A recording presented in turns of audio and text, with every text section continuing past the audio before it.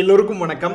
எல்லாரும் கீழே பாருங்க அப்படின்னு சொல்லிக்கிட்டு இருந்த மார்க்கெட் திடீர்னு எல்லாரும் மேலே பாருங்க அண்ணாந்து பாருங்க அப்படின்ற மாதிரி எல்லாத்தையும் இன்னைக்கு மேலே பார்க்க வச்சிருக்கு. 288 பாயிண்ட் நிஃப்டி ஏறி இருக்கு. இது யாருடைய பணம்னு தெரியல. டிஐஎஸ் பணம் போட்டு ஏற்றி விட்டுருக்காங்களா இல்லை எஃப்ஐஎஸ் பணம் போட்டு ஏற்றி விட்டுருக்காங்களான்னு தெரியல. பட் எனிவே இதை அனுபவிச்சுட்டு போக வேண்டியதுதான் அப்படின்ற மாதிரி 289 பாயிண்ட் மேல் நோக்கி ஏறி இருக்கு.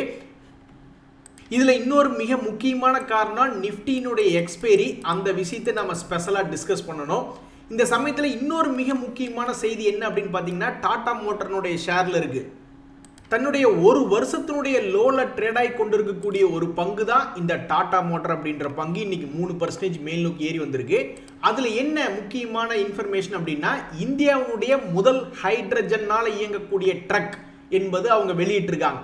உங்களுக்கு தெரியாது இல்லை, சில வருடங்களுக்கு முன்னாடி டாடா மோட்டர் என்ன பண்ணாங்க, நம்ம இந்தியாவிலேயே அதிகமாக டாக்ஸிக்கு உண்டான கார்களை செஞ்சு பெரிய ஆளாக இருந்தாங்க. அதுக்கப்புறம் வெளிநாட்டில் போயிட்டு இந்த ஜாக்வார் லேண்ட் ரோவர்லாம் அக்வஷன் பண்ணி அதில் பெரிய ஆளானாங்க.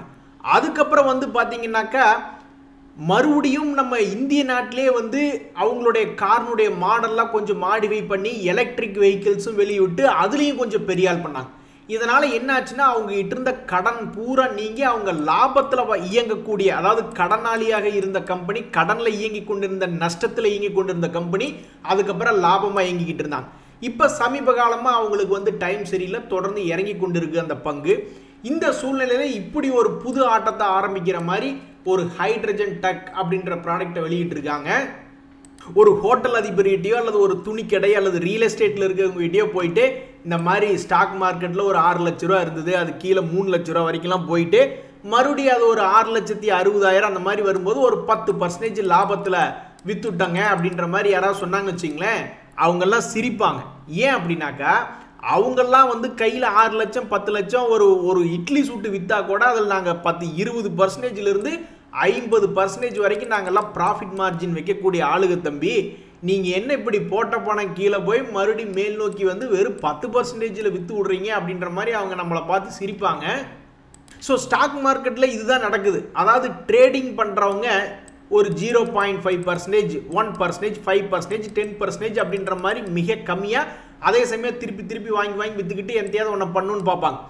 அந்த மாதிரி ட்ரேடிங் பண்ணுறவங்களுடைய கான்செப்டை பார்த்துட்டு இந்த முதலீட்டாளர்கள் என்ன பண்ணணும், மற்றவங்கெல்லாம் பார்த்து சிரிக்காத மாதிரி தொடர்ந்து முதலீடுகள் செஞ்சு ஒரு காலத்தில் ஒரு 50%, 100% அந்த மாதிரி, அல்லது கடைசிக்கு வருஷத்துக்கு ஒரு 20-30% அந்த இன்ஃப்ளேஷனை தாண்டி விற்கிற மாதிரி பண்ணணும். ஆனால் நம்ம ஆளுங்க நிறைய பேர் என்ன பண்ணுறாங்கன்னா, முதலீடு செய்கிறவங்க ட்ரேடிங் மாதிரி அணுகுறாங்க. ஒரு 5% கிடைச்சா 10% கிடைச்சா ஓடி வந்துட வேண்டியது, கீழே 50% இறங்கினாலும் உட்காந்து வேடிக்கை வைக்க வேண்டியது. அதே மாதிரி ட்ரேடிங் பண்ணுறவங்க என்ன பண்ணுறாங்கன்னா, ட்ரேடிங் கான்செப்டில் பண்ண கிடையாது, இன்வெஸ்ட்மெண்ட் கான்செப்டில் பெருசாக 30%, 50%, 100% பிடிக்கணும் அப்படின்ட்டு. ஸோ நம்ம ஆளுக்கு பண்ண விடக்கூடிய குழப்பமான நடவடிக்கையினால் பர்சன்டேஜ் ஆஃப் மார்ஜின் அப்படின்றது ஒன்றும் பெருசாக பிடிக்க முடியாமல் பொது வெளித்தளத்தில் இந்த மாதிரி நீங்கள் எவ்வளோ தம்பி மார்ஜின் பிடிச்சிங்க அப்படின்னு இந்த துணி கடைக்காரங்களோ அல்லது ஒரு ஹோட்டல் கடைக்காரங்களோ சொல்லும் பொழுது ரொம்ப குறைவாக போகுது. ஸோ உண்மை என்னென்னா, மார்க்கெட் இறங்கும் பொழுது நஷ்டத்தை பிடிக்கக்கூடிய ஆட்கள் 50%, 100% நிறைய பேர் இருக்காங்க. ஆனால் மார்க்கெட் திரும்பி மேல் நோக்கி போகும்பொழுது ஒரு 20%, ஒரு 15% பிடிக்கக்கூடிய ஆட்கள் என்பது ரொம்ப கம்மியாக தான் இருக்காங்க. இந்த லிஸ்டட் செக்யூரிட்டிஸ் எல்லாம் ரெகுலேட்டட் எக்ஸ்சேஞ்சஸ் ட்ரேட் ஆகிட்டு இருக்கும். இந்த சமயத்தில் அன்லிஸ்டட் செக்யூரிட்டிஸ் எல்லாம் இந்த காலத்தில் என்ன ஆயிருக்கும், ஒரு உதாரணத்துக்கு இந்த சென்னை சூப்பர் கிங்ஸ் அப்படின்ற பங்கெல்லாம் சமீபத்தில் என்ன ஆயிருக்கும், மார்க்கெட் வீழ்ச்சி இப்படி இறங்கிக்கிட்டு இருக்கே, அவங்கெல்லாம் என்ன ஆயிருக்கு அப்படின்ற மாதிரி பார்த்தா அந்த பங்குகளும் பெருசாக இறங்கல. நிறைய பங்குகள் நான் பார்க்குறேன் அன்லிஸ்டட், அவங்களும் ஒரு மாதிரி அவங்களுடைய மூவ்மெண்ட்டும் கொஞ்சம் கீழ் நோக்கி தான் இருக்குது. பொதுவாக கார்ப்பரேட் ஆக்ஷன்களினால ஒரு ஸ்பிளிட்டு போனஸு அது போன்ற செய்திகள்னால பொதுவாக ஒரு ஸ்டாக்கினுடைய விலைகளில் ஏற்ற இறக்கங்கள் அப்படின்றது ஏதாவது ஒன்று வரும். அந்த வகையில் சமீபத்தில் சில நாட்களுக்கு முன்னாடி கோஃபோர்ஜினுடைய போர்ட் மீட்டிங் இன்னைக்கு நடக்குது.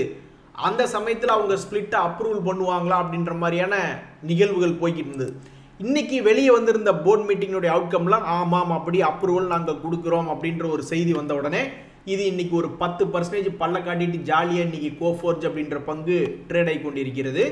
ஸோ கடந்த 6 மாதத்தினுடைய லோக் பக்கத்தில் இருந்த இந்த பங்கு இன்னைக்கு சந்தோஷமாக 10% பக்கம் மேல் நோக்கி இருக்கான்னா அந்த போர்டு ஸ்பிளிட்டுக்கு ஓகே அப்படின்னு கொடுத்த அப்ரூவல் தான் காரணம். இன்னைக்கு அதானி குரூப்ல இருக்கக்கூடிய சில பங்குகளும் தொடர்ந்து மேல் நோக்கி ஏறிக்கொண்டு இருக்கிறான். அதுல இந்த அதானி எனர்ஜி சொல்யூஷன்ஸ் அப்படின்ற கம்பெனியுமே ஒரு 8% அப்படின்றது ஏறி இருக்கு. ஆனா இதுல என்ன சமீபத்தினுடைய செய்தி அப்படின்னு பாத்தீங்கன்னாக்கா ஷேர் ஹோல்டிங் பேட்டர்ன்ல எஃப்ஐஸ்னுடைய ஹோல்டிங் பர்சன்டேஜும் சரி சிறிதளவு மார்ஜினலாக கொஞ்சம் குறைஞ்சிருக்கு அப்படின்றது ஒரு செய்தி. அதே போல இந்த ஆர்விஎன்எல் அப்படின்ற பங்கு இன்னைக்கு நல்லா ஒரு 3% ஏறினதுக்கு மிக முக்கியமான காரணம் அவங்களுக்கு ஒரு ஆர்டர் கிடைச்சிருக்கு அப்படின்ற வந்த செய்தி தான். ஸோ இவங்க என்ன ஆர்டர் கிடைச்சிருக்கு அப்படின்ற ஒரு இன்ஃபர்மேஷன் பார்த்தீங்கன்னாக்கா எவ்வளவு வேல்யூல் அப்படின்னு பார்த்தோம்னா 729 கோடி மதிப்பிலான ஆர்டர் கிடைச்சிருக்கு அப்படின்னு அவன் இன்னைக்கு நல்லா ஜாலியாக சிரிச்சுக்கிட்டு இருக்கான். ஸோ இன்னைக்கு இந்த பங்கு மேல் நோக்கி ஏறி வர்றதுக்கு இதுவும் ஒரு முக்கிய காரணம். அதே மாதிரி இந்த டெல்ஹிவரி அப்படின்ற பங்கு கிட்டத்தட்ட ஒரு வருஷத்தினுடைய லோல இருக்கக்கூடிய பங்கு 45% மேலே இறங்கி கிடக்கக்கூடிய பங்கு இன்னைக்கு ஒரு 3% ஏறி இருக்கான். இதில் ஒரு சுவாரஸ்யமான நிகழ்வு என்ன அப்படின்னு பார்த்தீங்கன்னா அவங்க எம்ப்ளாயிக்கு ஸ்டாக் ஆப்ஷன்ஸ் கொடுக்குறாங்க. ஒரு நல்ல எம்ப்ளாயி இருந்தால் எலிஜிபிலிட்டியான எம்ப்ளாயி இருந்தால் அவரை வெளியே விடக்கூடாது அப்படின்னு அவங்கள தக்க வச்சுக்கிறதுக்காக கொடுக்கக்கூடிய ஒரு போனஸ் வகையிலான ஒரு இன்ஃபர்மேஷன் தான் இந்த எம்ப்ளாயி ஸ்டாக் ஆப்ஷன் அப்படின்றது. இது என்ன பிரைஸுக்கு கொடுக்குறாங்க அப்படின்ற மாதிரி நம்ம போய் பார்க்கல. பிரைசிங் ஃபார்முலா எக்ஸசைஸ் பிரைஸ்னா ஒரு ஷேருக்கு ₹1 அப்படின்ற மாதிரி இருக்கு. ஆனால் அது யாருக்கு கிடைக்கும்? அந்த மாதிரி எலிஜிபிள் எம்ப்ளாயிஸ் தான் கிடைக்கும். அப்படியே இவங்க கொடுக்கும் பொழுது அது எப்படி கிடைக்கும் அப்படின்னு பார்த்தோம்னா ஒரு 100 ஷேர் கிராண்ட் பண்ணுறாங்கன்னு வச்சுங்க. அவங்க கிட்டத்தட்ட 12 மாதம் மறுபடியும் வேலை பார்த்தா தான் அதுலேருந்து அவங்களுக்கு ஒரு 10% ஷேர் கிடைக்கும். அப்போ 100 ஷேர் கிராண்ட் பண்ணுறாங்க அப்படின்னா அதில் 10 ஷேர் ஒரு வருஷம் வேலை பார்த்தா தான் அதில் 10 அலாட் ஆகும். அதே மாதிரி இன்னொரு வருஷம் சேர்ந்து வேலை பார்த்தா தான் அவங்களுக்கு கிட்டத்தட்ட 30 பங்கு கொடுக்கறது. என்னமோ 100 ஷேராக இருக்கும், ஒரு குறிப்பிட்ட ரேட்டில் இருக்கும், ₹1 கூட வச்சுங்களேன். பட் அவன் 2 வருஷமாவது வேலை பார்த்தா தான் அதில் கிட்டத்தட்ட 30% ஸ்டாக்கே அலாட் ஆகும். அப்போ ஒரு மிகச்சிறந்த எம்ப்ளாயி 2 வருஷம் வேலை பார்த்தானாவே அவன் அந்த கம்பெனி தூக்கி நிறுத்துற மாதிரி கண்டிஷன். அவனுக்கு இந்த மாதிரி பண்ணுறதுல ஒன்றும் தப்பு கிடையாது அப்படின்ற ஒரு கான்செப்டுக்கு வந்தது தான் இந்த இஎஸ்ஓபி. அதில் இன்னைக்கு அந்த இன்ஃபர்மேஷன் வந்ததுக்கு அப்புறமும் அந்த ஸ்டாக் ஒரு 3.5% ஏறினதும் ஒரு மகிழ்ச்சியான தருணமாக அமைஞ்சிருக்கு. நண்பர்களே, இன்னைக்கு மார்க்கெட் ஏறிட்டான், திடீர்னு எடுத்து ஒரு மகிழ்ச்சி கொடுத்துட்டான், அவனை விடுங்க. ஆனால் தொடர்ந்து 5 மாசமா இறங்கிட்டு இருக்கான், தொடர்ந்து 15 நாளாக இறங்கிக்கிட்டு இருக்கும்போது நிறைய பேர் என்ன யோசிப்பாங்கன்னா, ஆனால் எஃப்ஐஸா தொடர்ந்து வித்துக்கிட்டே இருக்கான்ல, டிஐஸ் போய் வாங்கிக்கிட்டு இருக்காங்க, அது ஓகே. பட் எஃப்ஐஸ் தொடர்ந்து வித்து மார்க்கெட்டை இறக்கி விட்டுக்கிட்டே இருக்கீல்ல, அப்போ என்னத்துக்கு போய் ஹையஸ்ட் ப்ரைஸில் போய் என்ட்ரு ஆகணும்? ஏன் இவங்க மார்க்கெட்டை கீழே ஃப்ரீஸ் பண்ண விட்டுட்டு அப்புறம் போய் ஏன் என்ட்ரு ஆகக்கூடாது? ஏன்னா அவன் கண்டிப்பாக வாங்கவே மாட்டேங்கிறான், வித்துட்டுட்டே இருக்கான். அப்போ அவன் வித்துட்டுட்டே இருக்கும் பொழுது ஏன் போய் அவன் வித்துடுற ஹையில் என்ட்ரு ஆகணும்? அவனை நல்லா கீழே இறங்கி விட்டு லோனில் போய் என்ட்ரு பண்ண வேண்டியதானே. எஃப்ஐஸ் தொடர்ந்து வித்துட்டுட்டே தானே இருக்காங்க அப்படின்ற மாதிரியான ஒரு எண்ண ஓட்டம் போகும். ஆனால் திடீர்னு என்னைக்காவது ஒரு நாள் நினச்சிக்கிட்டு இருக்கிறதுக்கு ஆப்போசிட்டாக இப்படி மாறிடுச்சுன்னு வச்சிங்களேன், அப்புறம் தான் என்ன பண்ணுறதுன்னு தெரியாது. அதனால தான் யாருனாலும் எதையும் கண்டுபிடிக்க முடியாது, எந்தையாவது குழப்பி விட்டுக்கிட்டே இருப்பாங்க. அப்படின்றதுனால தான் இந்த எஸ்ஐபி அப்படின்றது கண்டுபிடிக்கப்பட்டது. ஏன் இந்த சிஸ்டமேட்டிக் இன்வெஸ்ட்மெண்ட் பிளான் அப்படின்னு வந்ததுன்னா மார்க்கெட்டில் என்ன நடக்கும் ஏது நடக்குன்னு யாருக்குமே ஒன்றும் தெரியாது. அதனால தான் இந்த எஸ்ஐபி கண்டுபிடிச்சிருக்காங்க.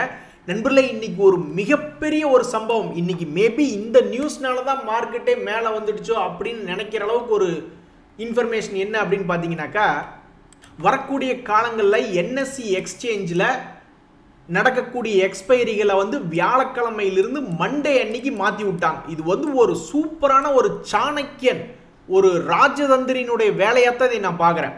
ஏன் அப்படின்னா முதல்லயே இந்த மாதிரி தான் ஒரு சாணக்கியத்தனமாக இருந்தது. நம்ம இதில் பிஎஸ்சி பாம்பே ஸ்டாக் எக்ஸ்சேஞ்ச் இருக்குது, அவங்களோட எக்ஸ்பைரி வெள்ளிக்கிழமைன்னு இருந்தது. இவங்க என்எஸ்சியினுடைய எக்ஸ்பைரி வியாழக்கிழமைன்னு இருந்தது. ஒரு எக்ஸ்சேஞ்சுக்கு ஒரு எக்ஸ்பைரின்னு தான் இருந்தது. இந்த மாதிரி இருக்க போகல மார்க்கெட்டில் எப்படியும் ஏதாவது ஒரு வாரத்தில் 5 நாளுமே மார்க்கெட் படுத்து கிடக்காது, எப்படியும் 2 நாளில் ஏதாவது ஒரு நாளில் மிகப்பெரிய வால்டிலிட்டின்னு எல்லாரும் சந்தோஷமா இருந்தாங்க. இந்த பிஎஸ்சி என்ன நினைச்சாங்கன்னு தெரியல, இது ஒரு அருமையான ஸ்பாட், அற்புதமான ஸ்பாட். வெள்ளிக்கிழமைங்கிறது ஒரு அருமையான ஸ்பாட். என்ன நினைச்சாங்கன்னு தெரியல, இந்த வெள்ளிக்கிழமை ஸ்பாட்டை தூக்கி அப்படியே டியூஸ்டேல கொண்டு வந்து நிறுத்தினாங்க. இதனாலேயே மார்க்கெட் வந்து பல நேரங்களில் தூங்கி மூஞ்சி கும்பகர்ணம் மாதிரி தூங்கிடுச்சு. திங்கள் செவ்வாய் புதன் வியாழன் வெள்ளி தூங்கிட்டு இருந்தது. எடுத்தான் பாருங்க ஒரு ஆக்ஷன், என்எஸ்சியினுடைய ஆக்ஷன். இது யார் இதுக்கு பின்னாடி இந்த ஐடியான்னு தெரியல, சரியான மாஸ்டர் பிளாஸ்டர் ஐடியா. சரி, இந்த மண்டே அன்னைக்கு ஒரு ஸ்லாட் இருக்குல்ல, அங்கே தூக்கி எக்ஸ்பைரியை வச்சிருவோன்னு கொண்டு வந்தாங்க பாருங்க. மிகப்பெரிய இன்ஃபர்மேஷன். இன்னைக்கு வந்து நம்மளுடைய வேர்ல்டு மார்க்கெட்ஸ்லாம் வந்து அதுலேயும் முக்கியமாக சைனா என்ன சொல்லுச்சு, எங்களுடைய ஜிடிபி எல்லாம் 5% மேலே வந்துடும் ஒரு கான்ஃபிடன்ஸ் கொடுத்ததுனால டோட்டல் ஏசியா மார்க்கெட்டே பறந்துகிட்டு இருக்கு. அதனால தான் நம்ம மார்க்கெட்டு பறந்துருக்கு. பட் இருந்தாலும் அந்த நியூஸு கூட இந்த நியூஸு சேர்ந்துட்டு இனி யோசிச்சு பாருங்க, சனிக்கிழமை ஞாயிற்றுக்கிழமையில ஏதாவது ஒரு இன்ஃபர்மேஷன் வரும். பெரும்பாலும் ஒரு வாரத்தில் எடுத்து பார்த்தீங்கன்னா கேப் அப் கேப் டவுன் அப்படின்றது திங்கக்கிழமையில வந்து விழுகும். ஏன்னா சனி ஞாயிறில் ஏதாவது ஒரு இன்ஃபர்மேஷன் நடக்கும். அந்த 2 நாளினுடைய தாக்கம் உங்களுக்கு மண்டே அன்னைக்கு வந்து விழுகும். இப்போ மண்டே அன்னைக்கு எக்ஸ்பைரி வேற.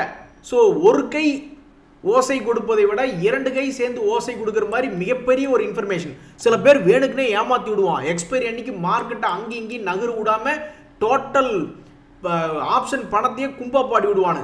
ஆனால் அதுக்கு அடுத்த நாள் திடீர்னு ஜம்ப் ஆகிடும். ஸோ அந்த வகையில் திங்கட்கிழமை அன்னைக்கு ஒரு ஃபெயிலியர் மார்க்கெட்டில் நடந்தாலும் செவ்வாய்க்கிழமை சென்செக்ஸினுடைய எக்ஸ்பைரி இருக்கு. ஆக மொத்தம் ஒரு குஜால், மனசுக்கு ஒரு சந்தோஷம் என்பது இந்த நிஃப்டி பண்ணியிருக்கு. இந்த நிஃப்டியினுடைய எக்ஸ்பைரி பண்ணியிருக்கு. இது உண்மையிலேயே கொண்டாடக்கூடிய சம்பவங்கள். இனிமேல் ஸ்டாக் மார்க்கெட்டுக்கு எந்த விதமான நியூஸும் தேவையில்லை. சனி ஞாயிறு விட்டுட்டு நேராக திங்கக்கிழமை வந்தாவே திங்கக்கிழமை எக்ஸ்பைரி அல்லது செவ்வாய்க்கிழமை எக்ஸ்பைரியில் ஏதாவது ஒரு வகையில் மார்க்கெட் ஓப்பனிங்கில் வால்டிலிட்டி இருக்கும். மற்ற 3 நாள் நீட்டிப்படுத்த என்ன கவலை, பெரிய லாங் வீக்கெண்டுன்னு நினச்சிக்கிட்டு ஜாலியாக போக வேண்டியது தானே. ஸோ என்ன கேட்டால் இது ஒரு சூப்பர் டெசிஷன். இந்த சூப்பர் டெசிஷனால பிஎஸ்சி ஸ்டாக் ப்ரைஸ் இன்னைக்கு கீழே இறங்கியிருந்தாலும் அது மேபி டெம்பரவரியாக அது ஒரு பேட் நியூஸாக இருக்கட்டும். அது யாருக்கு, பிஎஸ்சி ஷேர் வச்சிருக்கிறவங்களுக்கு. மற்றபடி இது ஹோல் இந்தியாவுக்கு இது ஒரு சிறப்பான செய்தியாக தான் நான் இந்த நிஃப்டி எக்ஸ்பைரி ஒரு மேஜர் மாஸ்டர் ஸ்ட்ரோக்காக நான் பார்க்குறேன்.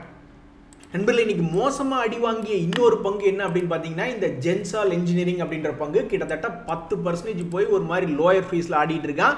ஒரு வருஷத்தினுடைய லோ ரேட் பாவம் இங்கே பாருங்க, 1100 இங்கே, 400 ரூபா இங்கே. மிகப்பெரிய ஒரு கும்பா.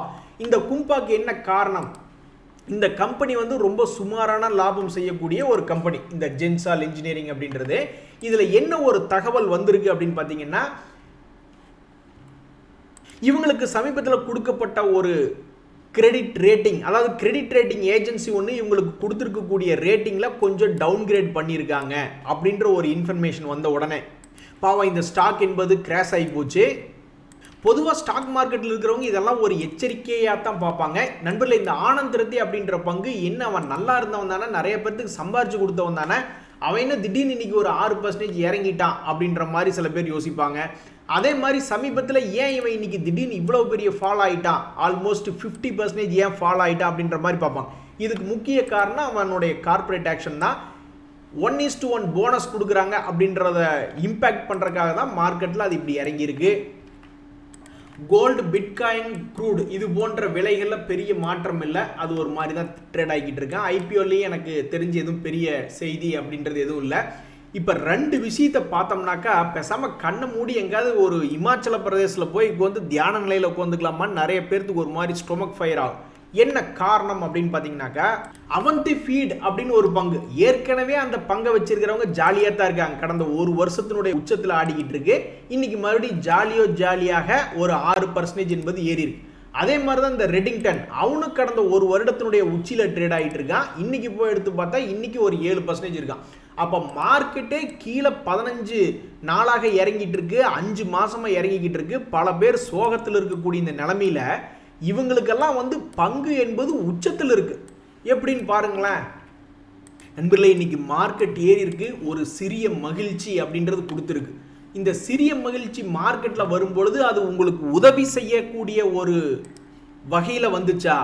ஒரு உதாரணத்துக்கு உங்கள் கையில் இருக்கக்கூடிய சில பங்குகள்லாம் வந்து ஒன்றா செக்டர்னுடைய லீடராக இருக்கிற மாதிரியோ அல்லது இண்டெக்ஸ்னுடைய லீடர், மேபி இதுதான் பெஸ்ட்டு. இப்போ ஒரு நிஃப்டி 50 இண்டெக்ஸ்னு இருக்குன்னா அதில் ஒரு டாப் 3 வெயிட்டேஜ், நிஃப்டி நெக்ஸ்ட் 15 இருக்குன்னா அதில் ஒரு டாப் 3 வெயிட்டேஜ், நிஃப்டி ஸ்மால் கேப்னா அதில் ஒரு டாப் 3 வெயிட்டேஜ் அப்படின்ற மாதிரி இருக்கக்கூடிய பங்குகளுக்கு உங்களுக்கு ஏதாவது ஒன்று உதவி செய்யணும்னு வச்சுக்கோங்களேன். இப்படி மார்க்கெட் சிறிய வகையில் ஏறி வரும் பொழுது உங்களுக்கு அந்த ஏறினது உங்களுக்கு உதவி செய்யணும்னாக்கா நீங்கள் அதுக்கு பக்கத்திலேயே இருக்கணும். அது எப்படி பக்கத்திலேயே இருக்க முடியும் அப்படின்னு பார்த்தீங்கன்னாக்கா, பெரிய அளவில் கீழே விழுகாத பங்குகள். ஏன் அது விழுக மாட்டேன்னா, தொடர்ந்து அதுக்குள்ளே யாராவது ஒருத்தர் பணம் போட்டுக்கிட்டே இருப்பாங்க. ஒரு உதாரணத்துக்கு செக்டர் லீடர் பங்குகளில் டிஐஸ் மூலியமாக, மியூச்சுவல் ஃபண்டுகள் மூலியமாக எஸ்ஐபி சம்பந்தப்பட்ட பணம் உள்ளவருக்கு வாய்ப்பு அதிகம். ஸோ அந்த மாதிரி எவனாவது நம்மளுக்கு ஹெல்ப் பண்ணுறானா, அல்லது ஸ்டாக்ஸ்னுடைய வேல்யூவேஷன் பேராமீட்டரை பார்த்து இருக்கிறதுலே அடிமாட்டு விலைக்கு ஒரு நல்ல வேல்யூவேஷனில் கிடச்சிருக்கா, அல்லது சில ஸ்டாக்ஸ் எல்லாம் வந்து அவன் வேல்யூவேஷன் அதிகமாக தான் இருக்கும், ஓவர் வேல்யூவாக தான் இருப்பான் ஃபண்டமெண்டலி. ஆனால் டெக்னிக்கலாக பார்த்த வரைக்கும் அவன் மிகப்பெரிய அளவில் கிராஷ் ஆகிருப்பான். அந்த மாதிரி ஏதாவது டெக்னிக்கல் ஓவர் சோல்டான குட் ஸ்டாக்ஸ் இருக்கா, அது போன்ற பங்குகளில் யார் இருக்காங்களோ அவங்களுக்கு தான் இந்த மாதிரி மார்க்கெட் திடீர்னு மேலே ஏறுது பார்த்தீங்களா, அப்போ அவங்களுக்கு உடனடியாக ஏதாவது ஒரு லாபம் என்பது வந்து சேரும். அப்படி இல்லாமல் மார்க்கெட்டில் எங்கேயோ போய் ஹையில் மாட்டியிருக்காங்க, அதில் யாருமே டெய்லி இந்த டிஐஸோ அல்லது வேறு யாருமே வந்து ஹெல்ப் பண்ணுற மாதிரி இல்லை, அவங்களோட இன்வெஸ்ட்மெண்ட்டே அதில் கிடையாது, அல்லது ஒரு ஸ்டாக் வேல்யூவேஷனும் இல்லை, ஒரு நல்ல பங்கு ஆனால் அவன் டெக்னிக்கலி ஓவர் சோல்ட் ஆகி கிராஷும் ஆகலை அப்படின்னா அப்போ உங்களுக்கு உதவி செய்யக்கூடிய ஆட்கள் ரொம்ப கம்மியாக இருப்பாங்க. அப்போ அந்த சமயத்தில் இந்த மாதிரி ஒரு ஜாலி மார்க்கெட்டில் வந்தாலுமே உங்களுக்கு பர்சனலாக ஜாலி என்பது இருக்காது. ஸோ எனக்கு தெரிஞ்சு மியூச்சுவல் ஃபண்டில் போட்டவங்களுக்கெல்லாம் இன்றைக்கி கண்டிப்பாக ஜாலியாக தான் இருக்கும். ஏன் அப்படின்னா அவங்க சில பேர் யாராவது டெய்லி எஸ்ஐபி மூலிமா வாங்கியிருப்பாங்க, அல்லது வீக்லி எஸ்ஐபி அப்படின்ற மாதிரி வாங்கிட்டு இருக்கீங்களா, அவங்க மார்க்கெட்டுக்கு ரொம்ப பக்கத்துலேயே இருந்துட்டு இருப்பாங்க. திடீர்னு ஒரு வேளை மார்க் ஜம்ப் அடிச்சதுனாக்கா உடனே அவங்களுக்கு மூஞ்சியில் ஒரே சிரிப்பாக இருக்கும். இன்றைக்கி மார்க்கெட்டில் நல்லா இருக்கக்கூடிய சமயத்திலையும் இன்றைக்கி சந்தோஷம் இல்லாதவங்க சில பேர் இருப்பதான் செய்வாங்க நண்பர்களே. ஒரு உதாரணத்துக்கு இந்த யூடிஐ ஏஎம்சி அப்படின்ற பங்கெல்லாம் ஃப்ளாட் டு டவுனாக தான் இருக்குது. சில ஃபைனான்ஸ் பங்குகள் எடுத்து பார்க்கும்போது Canara finance, home, Bajaj finance போன்ற சில பங்குகளும் கொஞ்சம் சுமாராக தான் இருக்குது. ஸோ இன்றைக்கி மார்க்கெட்லேயும் சில சந்தோஷம் இல்லாத இன்ஃபர்மேஷன்ஸ் இருக்குது தான் செய்யுது. இந்த சமயத்தில் இன்னும் 2 முக்கியமான பங்குகள், கோரமண்டல் அப்படின்ற ஒரு அக்ரிகல்ச்சர் ரிலேட்டடான பங்கு, அவன் இன்றைக்கி ஒரு 9% எகிரிட்டான். என்னையா அண்ணாந்து பார்த்தா வெயில் சுட்டரிக்குது, நீ எப்படி மேலே இந்த எகிருன்னு அப்படின்ற மாதிரி பார்த்துட்டு இருக்கக்கூடிய சமயத்தில் என்ன ஒரு சந்தோஷமான நிகழ்வு அப்படின்னா, கடந்த 6 மாதத்தினுடைய லோ பக்கத்தில் இது சுற்றிக்கிட்டு இருந்தான். கடைசியில் பார்த்தா இன்றைக்கி ஒரு 6% ஏறினது அப்படின்றது ஒரு மகிழ்ச்சியான சம்பவமாக இருக்குது. அதே மாதிரி இந்த ஜென்சார் டெக் அப்படின்ற பங்கினுடைய ஷேர் ஹோல்டிங் பேட்டர்னில் ஒரு முக்கியமான இன்ஃபர்மேஷன் இருக்குது. இந்த பங்குமே ஒரு 6 மாதத்தினுடைய லோ பக்கத்தில் ட்ரேட் ஆகி கொண்டு இருக்கக்கூடிய இந்த பங்கு இன்னைக்கு ஒரு 1.25% ஏறி இருக்கு. இதில் ஒரு முக்கியமான விஷயம் என்ன அப்படின்னு பார்த்தீங்கன்னா, கடந்த டிசம்பரில் வந்த இன்ஃபர்மேஷன் படி எஃப்ஐஸ்னுடைய ஹோல்டிங் பர்சன்டேஜும் சரி, டிஏஸ்னுடைய ஹோல்டிங் பர்சன்டேஜும் சரி, ரெண்டுமே கொஞ்சோண்டு மார்ஜினலாக இன்க்ரீஸ் ஆகிருக்கு அப்படின்றது இதை பற்றிய ஒரு முக்கியமான இன்ஃபர்மேஷன். சரி நண்பர்களே, எப்படியும் உலகத்திலேயே, அதாவது இந்த சமீபத்தில் இந்தியாவில் பார்த்தீங்கன்னா 30 வருஷமாக இல்லாத ஒரு வீழ்ச்சியவே நம்ம தாங்கிட்டோம். அப்படி தாங்கி பழகிட்டதுனால மற்றது எதுவுமே பெரிய பிரச்சனையாக தெரில. வீட்டில் சண்டை, திடீர்னு குக்கரை தூக்கி வீசினாலும் அதை அழகாக கேட்ச் பிடிச்சி அதுலேயே நம்ம வேறு ஏதாவது ஒரு பிரியாணி செஞ்சு சாப்பிடக்கூடிய பக்குவம் அப்படின்றது வந்துட்ட மாதிரி கிட்டத்தட்ட ஒரு 15 நாள் 5 மாதமாக தொடர்ந்து இறங்கிய மார்க்கெட்டையே தாங்கி பழகிட்டு இன்னைக்கு ஒரு மார்க்கெட் மேல் நோக்கி வந்த உடனே ஒரு மகிழ்ச்சி என்பது ஆட்டோமேட்டிக்காக வருது. இன்றைய தகவல் அனைத்தும் உங்களுக்கு உதவியாக இருந்ததுன்னு எனக்கும் மகிழ்ச்சி தான். ரொம்ப நன்றி, வணக்கம்.